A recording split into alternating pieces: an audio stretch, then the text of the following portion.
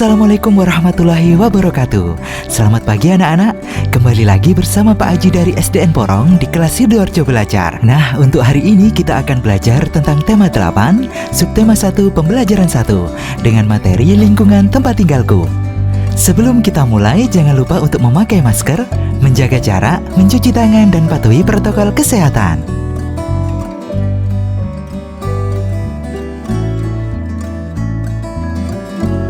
Dan untuk tujuan pembelajaran kita hari ini, kita akan mengenal cerita fiksi, mengenal gaya dan gerak.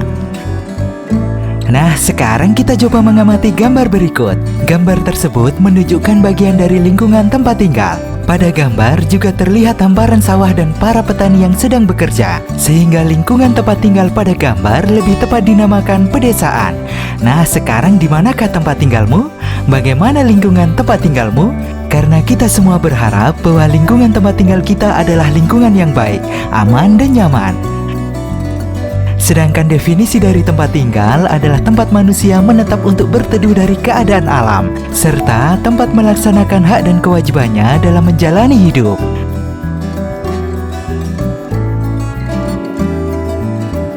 Nah, beberapa wilayah di Indonesia mempunyai sebuah cerita atau legenda yang diceritakan secara turun-temurun. Sekarang, karena kita tinggal di wilayah Jawa Timur, tepatnya di Kabupaten Sidoarjo, tahukah kamu cerita Sarip Tambak Oso?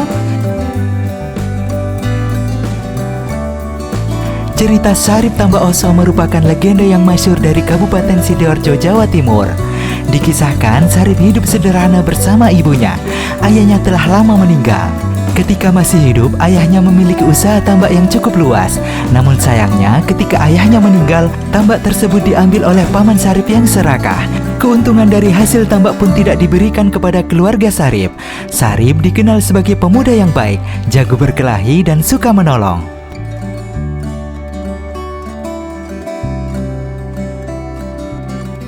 Pada suatu hari, Pak Lurah bersama 2 orang tentara Belanda datang ke rumah Sarip. Sayangnya, ketika itu hanya ada ibunya. Sarip tidak ada di rumah. Pak Lurah ingin meminta pajak usaha tambak milik almarhum ayahnya. Namun sayangnya, ibunya Sarip tidak mempunyai cukup uang. Hal itu membuat Pak Lurah dan tentara Belanda marah dan merusak perabotan rumah Sarip.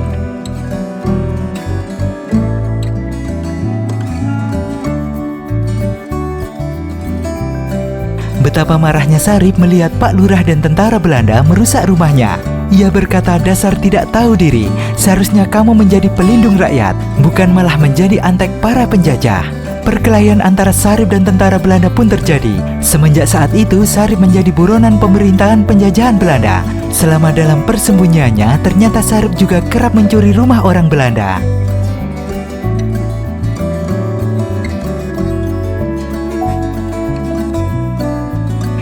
Begitu, Sarip tidak menikmati hasil curiannya sendiri.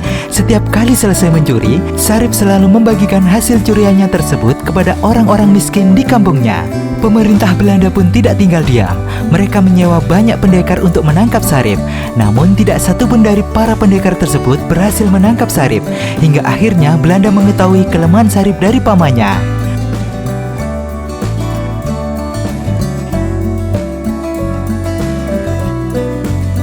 Pamannya mengetahui bahwa dahulu ayah Sarip pernah bertapa dan membawa pulang sebongkah tanah merah. Tanah merah tersebut dimakan oleh Sarip dan ibunya. Setelah memakan tanah merah tersebut, Sarip mempunyai ilmu kanuragan yang tinggi. Sarip tidak akan mati selama ibunya juga masih hidup. Setelah mengetahui rahasia tersebut, pemerintah Belanda segera menangkap ibunya Sarip, sehingga Sarip pun ikut tertangkap.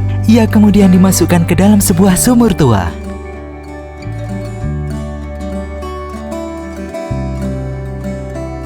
Akhirnya, Sarip Tambak Oso benar-benar meninggal tanpa bisa hidup kembali. Berakhir sudah perjuangan pemuda dari Sidoarjo, yang seorang diri berani mengobarkan perlawanan kepada penjajahan Belanda. Nah, setelah membaca ceritanya, bisa dibilang Sarip Tambak Oso ini adalah Robin Hood dari Indonesia. Cerita Sarip Tambak Oso ini merupakan sebuah cerita fiksi. Cerita fiksi adalah cerita rekaan yang sengaja dikarang oleh pengarang. Cerita fiksi diolah berdasarkan pandangan, tafsiran, dan penilaian pengarang mengenai peristiwa, baik yang pernah terjadi secara nyata maupun hanya dalam khayalan.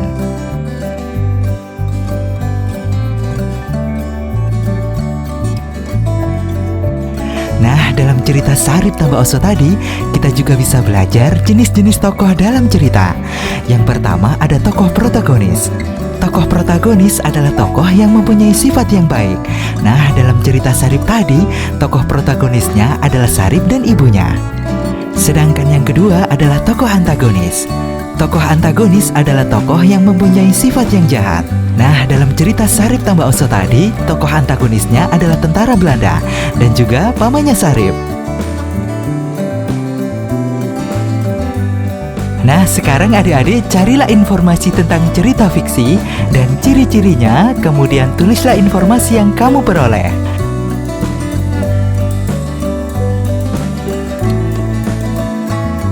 Sekarang setelah membaca kisah Sarip Tambah Oso, tahukah kamu bagaimana cara Sarip Tambah Oso dapat dimasukkan ke dalam sumur?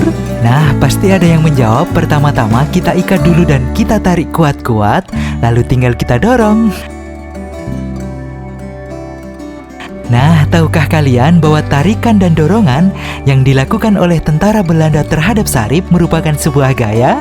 Karena gaya adalah suatu kekuatan yang mengakibatkan benda yang dikenainya dapat mengalami gerak, perubahan kedudukan, dan perubahan bentuk. Gaya juga dapat diartikan sebagai tarikan atau dorongan yang dapat mempengaruhi keadaan suatu benda.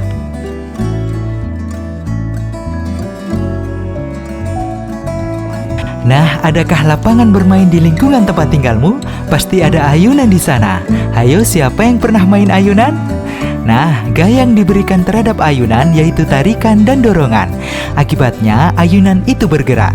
Saat ditarik, ayunan bergerak mendekati kita. Saat didorong, ayunan bergerak ke depan atau menjauhi kita. Nah, sekarang jadi apa yang dimaksud dengan gerak?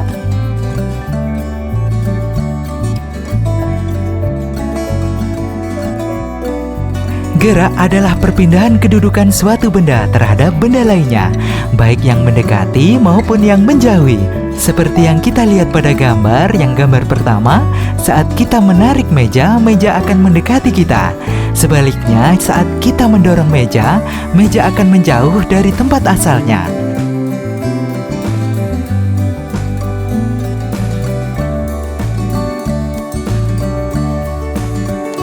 Nah, sekarang cobalah diskusikan tentang perbedaan gaya dan gerak dengan temanmu. Pak Haji beri contoh satu ya. Gaya adalah tarikan atau dorongan yang menyebabkan benda bergerak. Sedangkan gerak adalah perpindahan benda yang disebabkan oleh gaya. Untuk selanjutnya, coba kalian cari sendiri.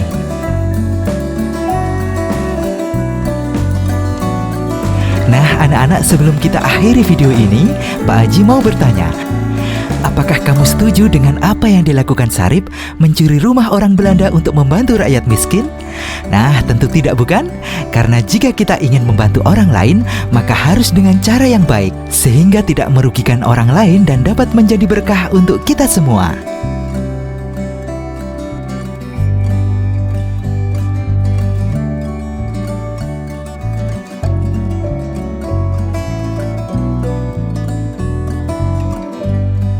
Demikian kelas Sidoarjo Belajar bersama Pak Haji.